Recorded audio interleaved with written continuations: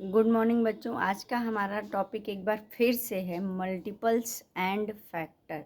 जैसा कि आप बोर्ड पर देख सकते हैं कि मैंने अपने पिछले वीडियो में आपको बताया था कि जब दो नंबर को मल्टीप्लाई करते हैं तो जो प्रोडक्ट आता है उसे हम मल्टीपल कहते हैं। जैसे 3 को 2 से मल्टीप्लाई किया 6 आया तो 6 जो है वो मल्टीपल हो गया, और 4 को 4 से मल्टीप्लाई किया 16 आंसर आया तो 16 मल्टीपल हो गया। 18 को 2 से मल्टीप्लाई किया 36 आया, 36 जो है वो मल्टीपल हो गया। बच्चों, जब किन्हीं भी दो नंबर्स को मल्टीप्लाई करते हैं तो जो प्रोडक्ट जो आंसर आया वो हमारा हो गया मल्टीपल। अब हम कंपेयर करेंगे कि फैक्टर क्या होता है, कहाँ पर बच्चे जो है कंफ्यूज होते हैं। तो ज़रा ध्यान से देखिए कि दो नंबर को मल्टीप्लाई करके जो आंसर आ रहा है उसे हम मल्टीपल कहते हैं।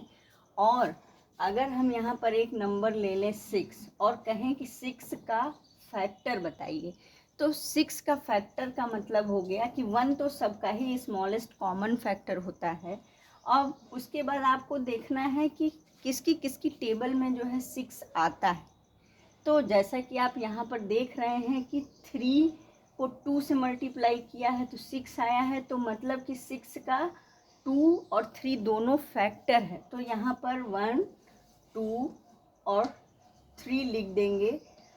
4 की टेबल में 6 नहीं आता है तो जो है 4 जो है वो इसका फैक्टर नहीं होगा। 5 की टेबल में भी 6 नहीं आता तो वो भी उसका फैक्टर नहीं होगा। इसके बाद हमारा 6, यानी कि ये नंबर अपने आप को रिपीट करेगा, और जब लास्ट में नंबर रिपीट कर लेता है तो मतलब कि हमारा सारा फैक्टर हमने लिख दिया है।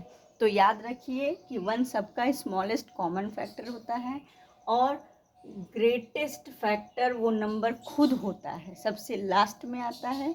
तो यही जो है मेन डिफरेंस है फैक्टर और मल्टीपल में। एक और एग्जांपल देखिए, जैसे यहाँ पर 16 है। अगर कोई हमसे पूछे कि 16 का फैक्टर लिखिए तो आप क्या ध्यान देंगे कि किसकी किसकी टेबल में आएगा 16।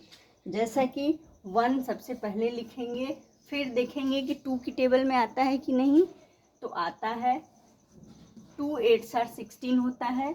उसके बाद 3 की टेबल में आता है कि नहीं, तो 3 की टेबल में 16 नहीं आता है। फिर आएंगे 4 की टेबल में आता है कि नहीं, जैसा कि आप देख सकते हैं 4 4 16 होता है, तो यानी कि अगला फैक्टर हमारा 4 होगा। फिर 5 की टेबल में आता है 16 नहीं, तो वो नहीं लिखना है, वो फैक्टर नहीं है।